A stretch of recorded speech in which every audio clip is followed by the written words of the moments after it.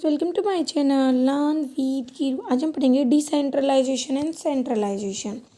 तो डिसेंट्रलाइजेशन क्या होता है? ये रेफर करता है कि इंक्रीज करना इम्पोर्टेंस सबॉर्डिनेट्स की, उन्हें डिसेंट्रलाइज करके authority and responsibility entire organisation में, ठीक है, लोवेस्ट लेवल तक। कहते हैं जो डिसेंट्रलाइजेशन है ना, वो डिलीगेशन की ही एक्सटेंडेड फॉर्म है। जब एक सुपीरियर डेलीगेट्स करता है अपने सबॉर्डिनेट्स को अथॉरिटी, ठीक है, जो मतलब जितनी एक्सपेक्ट की जाती है उससे ज़्यादा होती है, उसे डिसेंट्रलाइज बोलते हैं। डिसेंट्रलाइजेशन में जितनी भी अथॉरिटीज़ होती हैं, छोड़कर जो ज़रूरी है टॉप मैनेजमेंट के लिए, सुपीरियर्स के लिए, सारी सबॉर्डिनेट्स को दे दी जाती है, बची हुई परमानेंटली। तो जो डिसेंट्रलाइजेशन होता है उसमें जो नंबर ऑफ सेंटर होते हैं डिसीजन लेने के, वो भी बढ़ जाते हैं, क्योंकि जो मैनेजर्स बिलोंग करते हैं ना मिडिल लेवल और लोअर लेवल से, उनके पास अथॉरिटी है डिसीजन लेने की। तो एवरीथिंग जो ना इंक्रीज करता है इम्पोर्टेंस सबॉर्डिनेट्स की, तो कहता है कि जो रोल है डिसेंट्रलाइजेशन में, on everything which goes to reuse, वो सेंट्रलाइजेशन है। फिर बात आती है डिसेंट्रलाइजेशन एक वाइड डिस्ट्रीब्यूशन है अथॉरिटी का और रिस्पॉन्सिबिलिटी का स्मॉलेस्ट यूनिट तक, ठीक है। ये प्रैक्टिकल है थ्रू आउट द ऑर्गेनाइजेशन। जो डिसेंट्रलाइजेशन रेफर करता है सिस्टमेटिक एफर्ट डेलीगेट करने के लोवेस्ट लेवल तक सभी अथॉरिटी को छोड़कर, जो एक्सरसाइज किया जा सकता है सेंट्रल पॉइंट्स पर। फीचर्स क्या हैं? ये एक्सटेंडेड फॉर्म है डेलीगेशन की, और ये ना इम्पोर्टेंस देता है रोल ऑफ द सबॉर्डिनेट्स को। ये जो प्रोसेस ये एप्लीकेबल है पूरी ऑर्गेनाइजेशन पे। ये वर्कलोड को कम करता है मैनेजर्स के, और इसमें जो डिसीजन है वो लिए जाते हैं सभी एम्प्लॉयज़ के द्वारा जो इम्प्लीमेंट करते हैं। इसके अंदर अथॉरिटी के साथ साथ जो रिस्पॉन्सिबिलिटी है वो भी ट्रांसफ़र होती है, ठीक है। डिफरेंस क्या है? तो डिसेंट्रलाइजेशन और डेलीगेशन दोनों को हम सिनोनिम्स मान के चलते, लेकिन नहीं है। जो डिफरेंस है इनको एक एग्जांपल से समझ सकते हैं। मान लो एक जनरल मैनेजर है, वो अलो करता है मैनेजर ऑफ द डिपार्टमेंट को प्रोडक्शन की, कि वो अपॉइंट कर सकता है एम्प्लॉयज़ को जिनकी रेंज है ना वो भाई 2000 से कम है, ये डेलीगेशन। लेकिन अगर आप अथॉरिटी है ना अपॉइंट करने की एम्प्लॉयज़ को, वो मैनेजर को दे दो परमानेंटली, तो ये होगा डेलीगेशन और डिसेंट्रलाइजेशन। अगर जो डिपार्टमेंटल मैनेजर है वो साइन करते हैं दिस अथॉरिटी को सब मैनेजर्स को, तो उसे बोल देंगे एक्सटेंशन ऑफ डिसेंट्रलाइजेशन। तो डेलीगेशन में तो जब अथॉरिटी का डेलीगेशन होता है तो हम उसे मल्टीप्लाई करते हैं 2 से, लेकिन डिसेंट्रलाइजेशन में मैनी से। दोनों के बीच में डिफरेंस है। तो डेलीगेशन में क्या होता है, इसमें अल्टीमेट रिस्पॉन्सिबिलिटी और अकाउंटेबिलिटी डेलीगेटर की ही होती है, ठीक है, क्योंकि इसमें अकाउंटेबिलिटी का ट्रांसफ़र नहीं होता। जबकि डिसेंट्रलाइजेशन में है ना जो ट्रांसफ़र होता है अकाउंटेबिलिटी का, वो भी हो जाता है अथॉरिटी के साथ साथ। जो डेलीगेटर होता है वो कंटिन्यू है ना कंट्रोल रखता है सबॉर्डिनेट्स के ऊपर डेलीगेशन अथॉरिटी के बाद भी। लेकिन इसके अंदर जो पर्सन होता है जिसे अथॉरिटी दी जाती, जो अथॉरिटी दे देता है, वो लॉस कर देता है अपनी पावर सबॉर्डिनेट्स पे। जो डेलीगेशन है ये इंपॉर्टेंट है सभी इंटरप्राइजेज में, क्योंकि जो मैनेजर है वो डेलीगेट करता है अपनी अथॉरिटी को, इसमें जो सबॉर्डिनेट है वो काम लेता है उनसे, ठीक है। इसका मतलब है कि without if the work is impossible.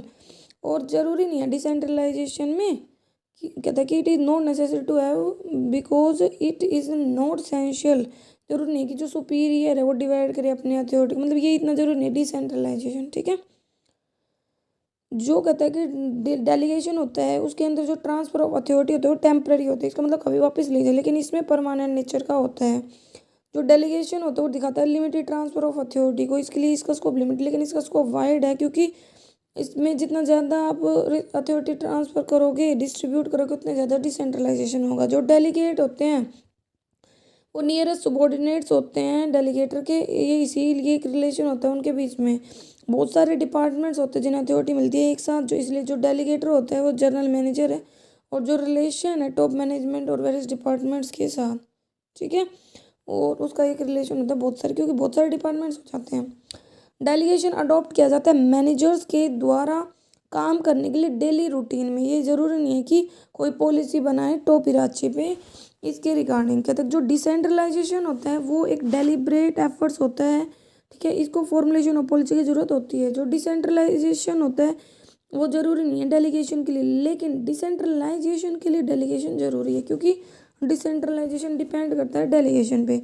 एक सबॉर्डिनेट है ना वो एक सेपरेट प्रॉफिट सेंटर नहीं बन सकता डेलीगेशन के कारण, क्योंकि इसमें कोई सेपरेट प्रॉफिट सेंटर नहीं होता। लेकिन डिसेंट्रलाइजेशन में ना भाई बहुत सारे सेपरेट यूनिट्स क्रिएट होते हैं जिन्हें सेपरेट प्रॉफिट सेंटर बोलते हैं। इसीलिए जितनी भी यूनिट्स होती हैं उनके separate profit and loss centre हो सकते हैं। इंडिकेटर्स क्या हैं डिसेंट्रलाइजेशन के? तो मीनिंग ऑफ डिसेंट्रलाइजेशन समझने के बाद अब बात आती है इंडिकेटर डिसेंट्रलाइजेशन के। तो जो इंडिकेटर्स होते हैं ना डिसेंट्रलाइजेशन के किसी पर्टिकुलर ऑर्गेनाइजेशन में, वो हमें ये बता देते हैं किसी पर्टिकुलर ऑर्गेनाइजेशन डिसेंट्रलाइजेशन है या नहीं। कहते हैं कि अगर ये अवेलेबल है तो कितनी अमाउंट में अवेलेबल है, तो चीफ इंडिकेटर तो अथॉरिटी ही है, ठीक है। क्योंकि जो डिसेंट्रलाइजेशन की अमाउंट है ना डायरेक्टली प्रोपोर्शनेट अथॉरिटी से, जितनी ज़्यादा अथॉरिटी उतनी ज़्यादा डिसेंट्रलाइजेशन होगा। जैसे कि अथॉरिटी अपॉइंट करने एम्प्लॉयज़ को, इंक्रीज करने की पे को, प्रमोशन की, गुड्स एंड मशीन को परचेज करने की, सेल्स ऑर्डर और एक्सपेंसिव जो अमाउंट होती है ना अथॉरिटी की गिवन टू डिपार्टमेंटल मैनेजर और देयर सबॉर्डिनेट डिटरमाइन करता है क्वांटिटी और एक्सटेंट ऑफ डिसेंट्रलाइजेशन, ठीक है। जितनी ज़्यादा अथॉरिटी उतनी ज़्यादा डिसेंट्रलाइजेशन।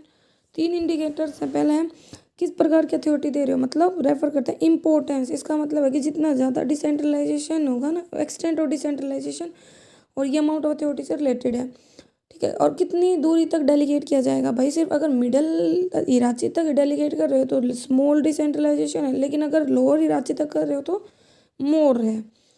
और हाउ इज कंसिस्टेंट, मतलब कितनी कंसिस्टेंसी है डेलीगेशन में। कहते हैं जो प्रेजेंस है डिसेंट्रलाइजेशन किसी भी ऑर्गेनाइजेशन पे वो तभी एक्सेप्ट होती है अगर जो प्रोसेस है अथॉरिटी देने का वो कंसिस्टेंट है, परमानेंसी है जिसमें, ठीक है। फैक्टर्स ओ एंड मतलब जो भी फैक्टर्स जो अफेक्ट कर रहे हैं डिग्री ऑफ डिसेंट्रलाइजेशन को। साइज ऑफ ऑर्गेनाइजेशन, तो जितनी बड़ी ऑर्गेनाइजेशन होती है उसके अकॉर्डिंग ही डिसेंट्रलाइजेशन होता है। तो यही बोल रखा है जो साइज ऑफ डिपेंड करता है क्वांटिटी ऑफ सेल्स पे, नंबर ऑफ एम्प्लॉयज़ पे, नंबर ऑफ मशीन्स पे। तो साइज ऑफ ऑर्गेनाइजेशन डिपेंड करता है इन फैक्टर की लार्जेंसी, मतलब जितने ज़्यादा ये फैक्टर उतनी ज़्यादा बड़ी ऑर्गेनाइजेशन और requirement of decentralisation. Managerial output, अगर जो मैनेजर्स है वो ऑटोक्रेटिक है नेचर में तो कम डिसेंट्रलाइजेशन होगा क्योंकि वो ज़्यादातर पावर खुद के हाथ में रखेंगे। अगर डेमोक्रेटिक है तो ज़्यादा डिसेंट्रलाइजेशन होगा। हिस्ट्री, अगर ऑर्गेनाइजेशन पहले से ही लार्ज स्केल पे काम कर रही है बिगिनिंग से तो डिसेंट्रलाइजेशन ज़्यादा होगा, लेकिन अगर ऑर्गेनाइजेशन है वो ग्रेजुअल डेवलपमेंट करे, धीरे धीरे काम करे तो एक्सटेंस और डिसेंट्रलाइजेशन कम होगा क्योंकि इंटरफेरेंस ज़्यादा है यहाँ पे सुपीरियर्स का। एबिलिटी ऑफ कम्पिटेंट सबॉर्डिनेट, अगर जो कम्पिटेंट एंड ट्रेड सबॉर्डिनेट्स है वो इजीली अवेलेबल है तो एक्सटेंट और डिसेंट्रलाइजेशन ज़्यादा होता है क्योंकि जो सुपीरियर्स है वो इसे रिस्क ही नहीं मानते अथॉरिटी देना डिसीजन मेकिंग वगैरह लेने के लिए किसी दूसरे सबॉर्डिनेट को। जबकि अगर कम्पिटेंट सबॉर्डिनेट्स की कमी है तो डिसेंट्रलाइजेशन कम होगा। कंट्रोल टेक्निक, अगर अच्छी कंट्रोल टेक्निक अडोप्ट की जाती है ऑर्गेनाइजेशन में तो जो सुपीरियर चाह रहे हैं विलिंग फॉर डिसेंट्रलाइजेशन बिकॉज क्योंकि वहाँ पे लिटिल पॉसिबिलिटी है रॉन्ग डिसीजन की क्योंकि अच्छे से कंट्रोल किया जा रहा है। रिस्कनेस ऑफ डिसीजन, अगर कहता है कि ज़्यादा रिस्क इन्वॉल्व है तो लेस डिसेंट्रलाइजेशन होगा और बिना किसी रिस्क के कोई काम हो सकता है, डिसीजन हो सकते हैं तो डिसेंट्रलाइजेशन ज़्यादा होगा। एक्सटेंट ऑफ डाइवर्सिफिकेशन, अगर कहता है कि मोर डिसेंट्रलाइजेशन होता है कि ऑर्गेनाइजेशन में जहाँ पे ना बहुत ज़्यादा प्रोडक्ट बनाए जाते हैं क्योंकि बिजनेस एक्सटेंसिव। सिंपल रीज़न क्या है इसके लिए कि जो प्रोडक्ट है सेल्स है ना उसको चाहिए establishment of separate and different independent unit. Government interference, अगर कहता है कि जो गवर्नमेंट है उसका इंटरफेरेंस ज़्यादा होगा तो डिसेंट्रलाइजेशन का जो एक्सटेंट है वो कम हो जाए क्योंकि जो गवर्नमेंट पॉलिसी है वो बेटर है, ईजी इम्प्लीमेंटेड है। डायनामिक इन्वायरमेंट, डिसेंट्रलाइजेशन का ग्रेटर इंपॉर्टेंस है एक इंटरप्राइजेज में जहाँ पे बहुत ज़्यादा अनसर्टेनिटी है। जो चेंजिंग इन्वायरमेंट है वो बेटर फेस किया जा सकता है पूरी ऑर्गेनाइजेशन के द्वारा कलेक्टिवली, ठीक है। तो यही बोल रखा है कि यूनिटी हो सकती है ऑर्गेनाइजेशन में ओनली वैन जब सब कुछ ही मतलब हर किसी के पास अथॉरिटी और डिसीजन लेने की, और लेस डिसेंट्रलाइजेशन एक बिजनेस में जहाँ पे स्टेबल इन्वायरमेंट कैरी किया जाता है। Need of uniformity of policies, कहता है कि अगर ज़्यादा यूनिफॉर्म पॉलिसी की रिक्वायरमेंट होती है तो कम डिसेंट्रलाइजेशन होगा, ठीक है, एंड वाइस वर्सा। फिर बात आती है प्रिंसिपल ऑफ डिसेंट्रलाइजेशन जो मतलब सक्सेसफुल इम्प्लीमेंटेशन लेके आते हैं या फैक्टर जो डिसेंट्रलाइजेशन को इफेक्टिव। पहला है गुड डेलीगेशन, कहता है कि जो सक्सेस है ना डिसेंट्रलाइजेशन की वो डिपेंड करती है गुड सिस्टम पे डेलीगेशन की। अगर जो सुपीरियर्स हैं, ठीक है, वो यूज ही नहीं करते आर्ट ऑफ डिसेंट्रलाइजेशन को प्रॉपरली और इग्नोर करते हैं बेसिक प्रिंसिपल को, तो जो पूरा डिसेंट्रलाइजेशन का प्रोसेस है ना वो ख़राब हो जाएगा, ठीक है। इसीलिए ज़रूरी है कि जो डेलीगेटर्स होते हैं वो ना आर्ट और डेलीगेशन को अच्छे से जाने। इसके लिए सुपीरियर्स को ना कुछ ट्रेनिंग दी जा सकती है। Principle of proper communication and coordination, जो ग्रेटेस्ट प्रॉब्लम है डिसेंट्रलाइजेशन के लिए वो रेज करती है अपना हेड जब कहते हैं सारी यूनिट्स इंडिपेंडेंट डिसीजन लेना स्टार्ट कर दें अपनी इच्छा के अकॉर्डिंग और टॉप मैनेजमेंट को इग्नोर करें तो इम्पोर्टेंट हो जाता है वहाँ पे प्रॉपर कम्युनिकेशन एंड कोऑर्डिनेशन। तो इसके लिए कहता है कि जो प्रॉपर कम्युनिकेशन का मतलब होगा इन्फॉर्मेशन देना स्पेशल डिसीजन के बारे में पर्टिकुलर डिपार्टमेंट के द्वारा सभी डिपार्टमेंट्स को, ताकि वो एडवांटेजेस ले पाए experience of other department similar situation में।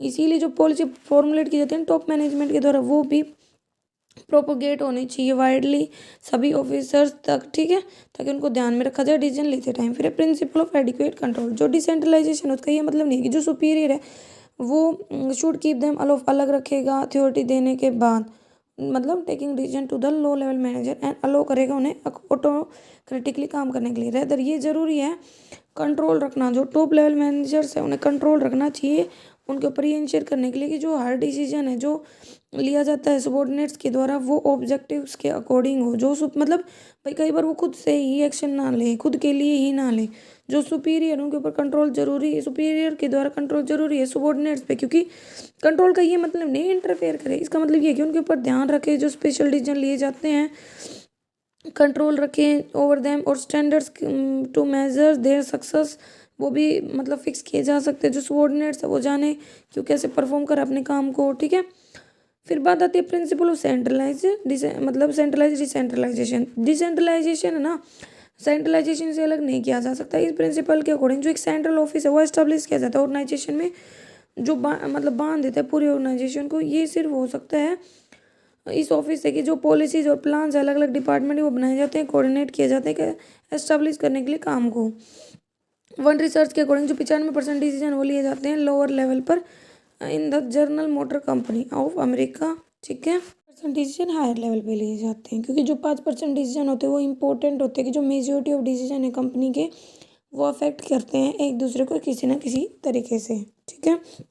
प्रिंसिपल ऑफ प्रॉपर मोटिवेशन का कहता है कि कुछ डिस्टेंस होती है सुपीरियर में और सबॉर्डिनेट्स में, तो कहता है कि डिसेंट्रलाइजेशन के कारण बिकॉज ऑफ दिस जो डिस्टेंस होती है वो रेगुलरली मोटिवेट नहीं हो पाते इस डिस्टेंस के कारण, इसीलिए जो उनका इंथुजियाज्म होता है वो कम होने लगता है। इसीलिए डिसेंट्रलाइजेशन करने के लिए सक्सेस है ना, success the superior should give, उन्हें रिवॉर्ड देना चाहिए सबॉर्डिनेट्स को, उनकी सक्सेस पर ऑनर करना चाहिए, उन्हें इंथुसियास्टिक करना चाहिए, और भाई जो भी वो सफ़र करते हैं उसके लिए भी उन्हें रोकना चाहिए, मोटिवेट करना चाहिए, ठीक है, कि भाई कभी भी उसे उनका इंथुजियाज्म कम ना हो। Principle of minimum interference. Minimum interference मतलब ये फाउंडेशन है डिसेंट्रलाइज। इसका मतलब है कि अथॉरिटी देने के बाद जो सुपीरियर है वो इंटरफेयर ना करे काम के साथ। रिपीटेड इंटरफेरेंस उन्हें डिस्कोरेज करता है, उनके सेल्फ कॉन्फिडेंस है वो कम होता है। फिर एडवांटेजेस कहता है कि जो क्वेश्चन ये नहीं है कि डिसेंट्रलाइजेशन है नहीं, ये है कि कितनी डिग्री तक है, मतलब ये इंपॉर्टेंट नहीं रहता कि कंसीडर करे चाहे डिसेंट्रलाइजेशन को अडोप्ट करना है या नहीं, बल्कि ये देखना है कि किस एक्सटेंट तक किस डिग्री तक डिसेंट्रलाइजेशन को अडोप्ट करना है। तो बिग इंटरप्राइजेज में इंपॉर्टेंट रोल प्ले करता है, क्योंकि ये इसके एडवांटेजेस बहुत सारे हो जाते हैं। तो टॉप एग्जीक्यूटिव के बर्डन को कम करता है। डिसेंट्रलाइजेशन में जो डेली मैनेजरल वर्क है वो सबॉर्डिनेट्स को दे दिया जाता है, इसके पास उनके पास टाइम होता है सुपीरियर के पास, और वो प्लानिंग कंट्रोलिंग वगैरह पे काम कर सकते हैं। फैसिलिटी इन डाइवर्सिफिकेशन कहता है कि ये मना किया जाता है कि जो कंट्रोल एक्सरसाइज है एक इंडिविजुअल के द्वारा वो बेस्ट है, ठीक है, लेकिन इसकी कुछ लिमिटेशन, क्योंकि अगर बिजनेस ऑफ ऑर्गेनाइजेशन छोटा है तो ठीक है भाई, एक पर्सन सारे डिसीजन ले सकता है मैंने, लेकिन अगर साइज ऑफ ऑर्गेनाइजेशन बढ़ जाता है तो उसके ऊपर वर्कलोड बढ़ेगा, ठीक है। तो एक अकेला पर्सन है ना वो सफिशिएंट अटेंशन नहीं पे कर पाएगा सभी प्रॉब्लम्स पे, तो वहाँ पे डिसेंट्रलाइजेशन इंपॉर्टेंट होता है।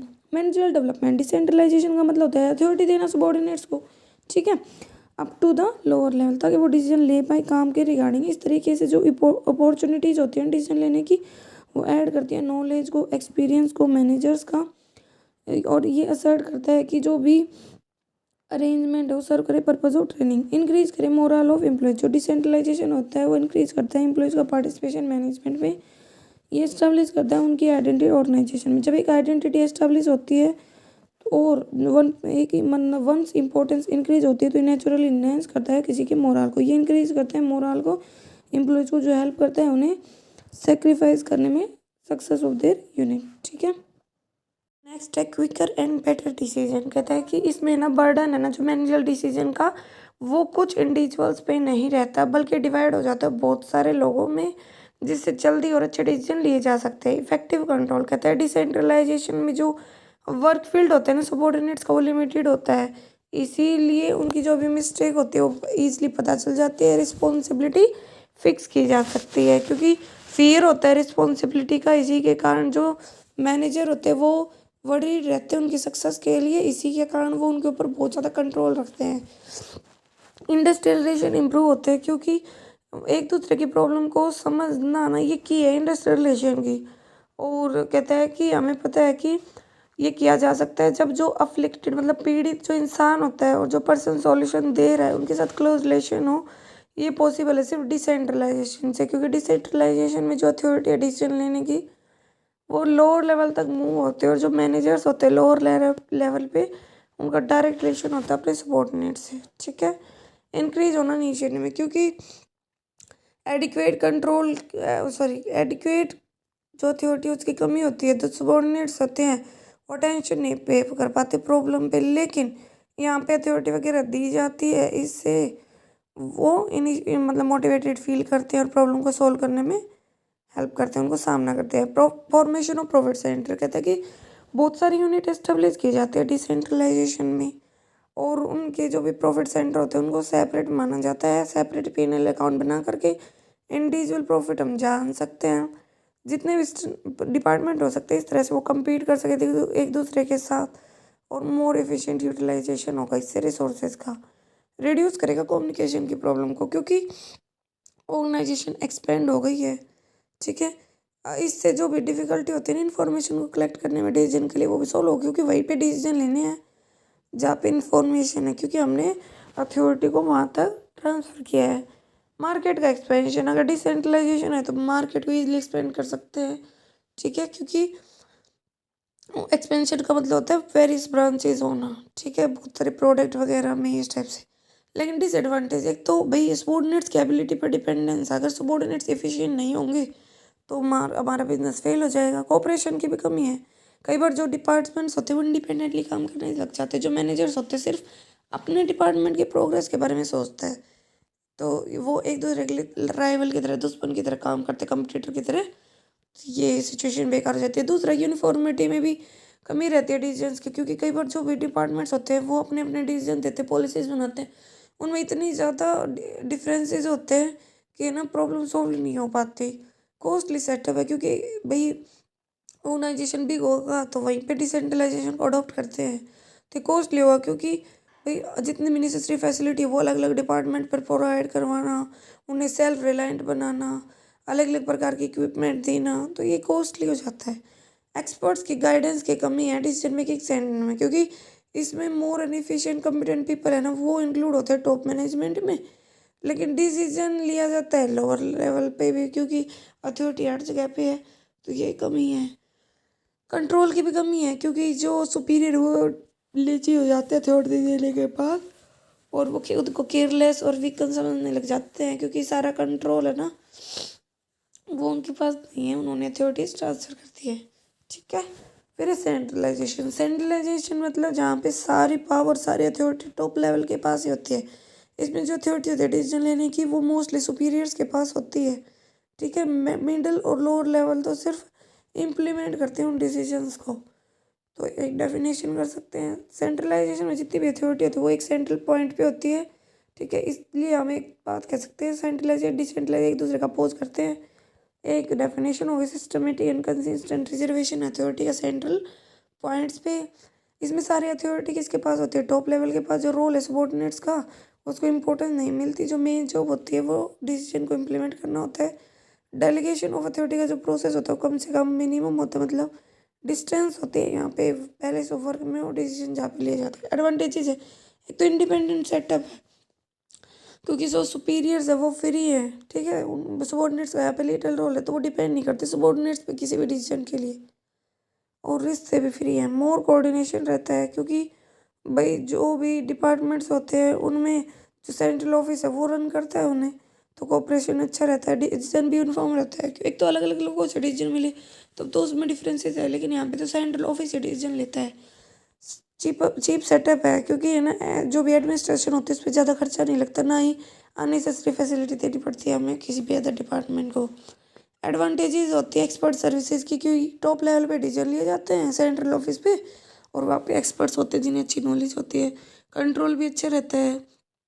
ठीक है, क्योंकि सारे डिसीजन सुपीरियर्स लेते हैं, ठीक है। तो कोई केयरलेसनेस को अफोर्ड नहीं करते और पूरा प्रॉपर ध्यान रखते हैं। लेकिन कुछ डिसएडवांटेजेस भी है। पहला है एक्सेसिव वर्कलोड है टॉप एग्जीक्यूटिव पे, क्योंकि भाई अगर ऑर्गेनाइज बड़ा हो जाए तो एक ही पर्सन है जो डिसीजन ले रहा है, ऑटोक्रेटिक मतलब ऑटोक्रेटिक नहीं कह सकते, एक टाइप से सेंट्रलाइज है, सारी अथॉरिटी उसी के पास है, इसलिए वर्कलोड बढ़ेगा। ठीक है।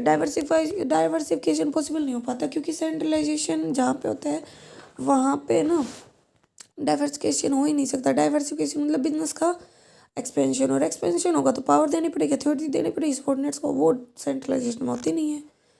वर्कर्स प्रोड्यूसिंग सेटअप कहता है कि क्योंकि जितनी भी अथॉरिटीज़ होती है वो यूटिलाइज की जाती है टॉप मैनेजमेंट के द्वारा, तो जो चेक्स करते हैं डेवलपमेंट मैनेजर्स का मिडिल लेवल पे एंड लोअर लेवल पे, ये उसमें हेल्प करता है। कैसे? वही उन्हें ना मैनेजरल डिसीजन से दूर रखा जाता है और उनका जो भी कॉम्पिटेंस होता है वो कम होने लग जाता है। इस तरीके से मतलब जो भी मिडिल लेवल लोअर लेवल है वो मोटिवेटेड कम रहते हैं, उनके मोरल में कमी आती है, डिसीजंस भी डिले हो जाते हैं क्योंकि सारा वर्कलोड एक ही पर्सन पे है। इनफेक्टिव कंट्रोल है, क्योंकि इस सेंट्रलाइजेशन से है ना इंक्रीज डिक्रीज दोनों होते हैं कंट्रोल में, क्योंकि कोई केयरलेस नहीं होती टॉप लेवल मैनेजर्स में, तो कंट्रोल इफेक्टिव होता है। एक सेम टाइम पे डिफिकल्टी भी होती है एम्प्लॉयज को रिस्पॉन्सिबल ठहराना, क्योंकि ये पता नहीं होता ना किसने कोई रॉन्ग काम किया है। इंडस्ट्रियल डिस्प्यूट्स भी होते हैं, क्योंकि जहाँ पे सुपीरियर फेल हो जाता है, जो भी सबॉर्डिनेट्स होते हैं उनकी प्रॉब्लम को समझने में इनिशिएटिव में कमी आती है, वो प्रॉब्लम की तरफ कोई ध्यान नहीं देते, ना ही उसे समझने की कोशिश करते हैं। प्रॉफिट सेंटर का बनना यहाँ पे पॉसिबल नहीं होता। ठीक है। प्रॉफिट सेंटर मतलब अलग अलग डिपार्टमेंट के। कम्युनिकेशन में प्रॉब्लम आती है, क्योंकि डिफरेंस है टॉप हिरार्ची में और जहाँ लोअर लेवल्स में। ठीक है। और एक्सपेंशन तो पॉसिबल है इन मार्केट को बढ़ाना, क्योंकि एक सेंट्रल ऑफिस पे डिसीजन लिए जा रहे हैं, तो ये इंपॉर्टेंट है कि कौन सा इंपॉर्टेंट है। तो कहता है कि डिसीजन हमेशा टॉप हिरार्ची पे लो, रूटीन डिसीजन हमेशा मिडिल लेवल और लोअर लेवल पे, कंप्लीट अरेंजमेंट रखो कोऑर्डिनेशन और कंट्रोल की। सेंट्रलाइजेशन में टॉप लेवल के पास अथॉरिटी होती है, डिसेंट्रलाइजेशन में मिडिल लेवल के पास लोअर लेवल के पास। इसमें बर्डन किसके पास होता है? मैनेजमेंट के पास, और इसमें अलग अलग डिपार्टमेंटल बेंच से डिसीजन ले सकते हैं, प्रॉम्प्टली हो जाते हैं, इसमें डिसीजन डिले हो जाते हैं। इसमें कहता है कि लेस डिपेंडेंट सबॉर्डिनेट्स पे जाता है, इसमें यूनिफॉर्म होता है डिसीजन, इसमें नो कोई यूनिफॉर्मिटी नहीं होती। इसमें जो सेंट्रल ऑफिस होता है वो कोऑपरेटिव ज़्यादा होता है, इसमें रिड्यूस हो जाता है कोऑपरेशन। वर्कलोड इसमें बढ़ता है, डिसेंट्रलाइजेशन में कम होता है, इसमें एम्प्लॉयज़ है ना उनका डेवलपमेंट रुक जाता है, इसमें बढ़ता है। इंडस्ट्रियल डिस्प्यूट बढ़ते हैं, इसमें कम होते हैं। ये सूटेबल स्मॉल बिजनेसेस के लिए डिसेंट्रलाइजेशन, लार्ज बिजनेसेस के लिए एक्सपेंशन है, मार्केट का पॉसिबल नहीं है, लेकिन डिसेंट्रलाइजेशन में है। तो ये टॉपिक था। Thank you.